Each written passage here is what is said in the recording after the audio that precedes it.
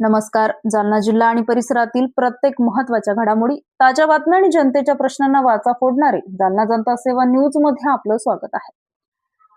जालन्यात भाजप काँग्रेस आमने सामने, खासदार काळेंच्या कार्यालयासमोर घोषणांचा रणसंग्राम. कल्याण दळेंचा भाजपवर घणाघात.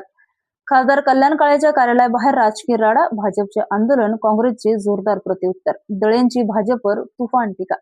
जालन्यात राजकीय वातावरण तापलं, भाजपच्या आंदोलनाला काँग्रेसचा पलटवार. राम मंदिर चोरीवर आधी बोला, कल्याण दळे. शहरात बुधवारी भाजप आणि काँग्रेस कार्यकर्ते आमने सामने आल्याने राजकीय वातावरण चांगलेच तापले.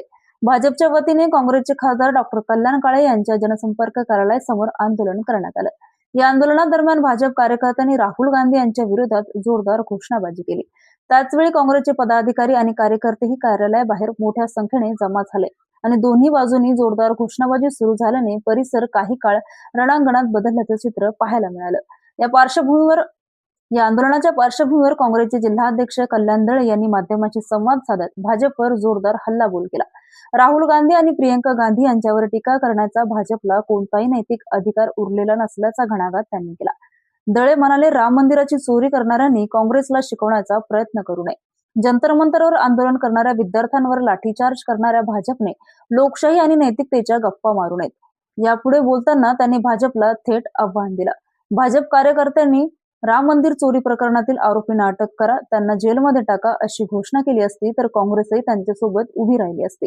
मात्र राम मंदिर चोरीच्या मुद्द्यावर मौन बाळगून आमच्या खासदाराच्या कार्यालयासमोर येऊन राहुल गांधी यांच्या विरोधात घोषणाबाजी करणार असाल तर काँग्रेसही त्याला जसंचं तसं उत्तर देईल, असा इशारा दळे यांनी दिला. भाजप आणि काँग्रेसच्या कार्यकर्त्यांमध्ये घोषणांची चुरस रंगल्याने काही काळ परिसरात तणावपूर्ण वातावरण निर्माण झालं. दोन्ही पक्षाचे समर्थक समोरासमोर उभे टाकल्याने परिस्थिती चिरघळण्याची शक्यता निर्माण झाली होती. मात्र पोलिसांनी परिस्थितीवर लक्ष ठेवत कोणताही अनुचित प्रकार घडू दिला नाही. या घटनेमुळे जालन्यातील राजकीय वातावरण पुन्हा एकदा तापलं असून आगामी काळात भाजप आणि काँग्रेसमधील संघर्ष आणखी तीव्र होण्याची चिन्हे दिसू लागली आहेत. अशाच विश्वासार्ह बातम्यांसाठी आमच्या चॅनलला आता सबस्क्राईब करा. इंस्टाग्राम आणि फेसबुकवर फॉलो करायला विसरू नका.